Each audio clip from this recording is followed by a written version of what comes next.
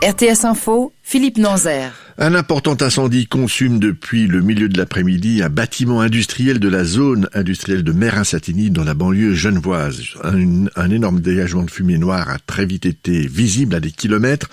Le feu s'est déclaré au niveau du toit et sous l'effet de la chaleur, une partie de la structure métallique du bâtiment s'est écroulée. Vieux d'à peine 2 ans, ce bâtiment abritait des entreprises, un parking et à l'extérieur un mur de grimpe sur lequel se trouvaient plusieurs personnes au début du sinistre.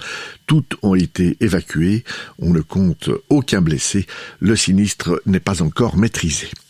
En Ukraine, les défenseurs de Mariupol combattront jusqu'au bout. C'est ce qu'a déclaré aujourd'hui le Premier ministre ukrainien Denis Shmyhal dans une interview diffusée par la chaîne américaine ABC. Selon lui, les militaires ukrainiens ont ignoré l'ultimatum de la Russie qui leur a demandé de déposer des armes et ceux qui restent des forces ukrainiennes à Mariupol tiennent toujours des secteurs de la ville portuaire, ce qui veut dire que Mariupol n'est pas tombé aux mains des Russes, a ajouté le Premier ministre ukrainien.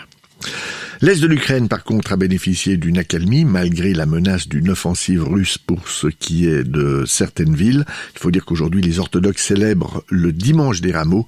Kharkiv, par contre, qui se situe à 21 km de la frontière russe, a subi, comme tous les jours d'ailleurs, des bombardements.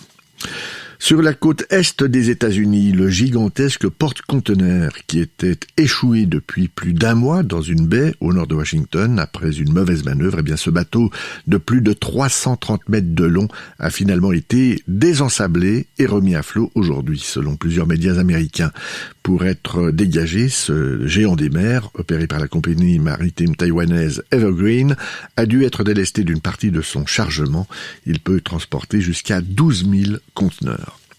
Cyclisme, le néerlandais Dylan van Baarle a remporté cet après-midi la mythique course du Paris-Roubaix dans une course menée tambour battant sous le soleil à près de 46 km/h. Dylan van Baarle a dominé tous les favoris de la course 2 semaines après sa 2e place au Tour des Flandres. Le Turgovien Stefan Kung est arrivé 3e. Tennis, Stefanos Tsitsipas a conservé son titre aujourd'hui en remportant la finale du Master 1000 de Monte-Carlo. Il a battu l'Espagnol Alejandro Davidovich en 2-7, à savoir 6-3, 7-6. Tsitsipas qui du coup annonce de grands objectifs pour la saison, à savoir améliorer ses résultats sur gazon et sur dur afin de terminer l'année parmi, je cite, les 2 meilleurs mondiaux. Météo, le ciel continuera d'être limpide ce soir et cette nuit et demain il y aura toujours du soleil mais moins de bise. Au plus chaud de la journée en plaine, le thermomètre va indiquer 17 degrés sur le plateau, 20 degrés en Valais. Mardi, il fera toujours beau mais avec quelques passages nuageux en fin de journée.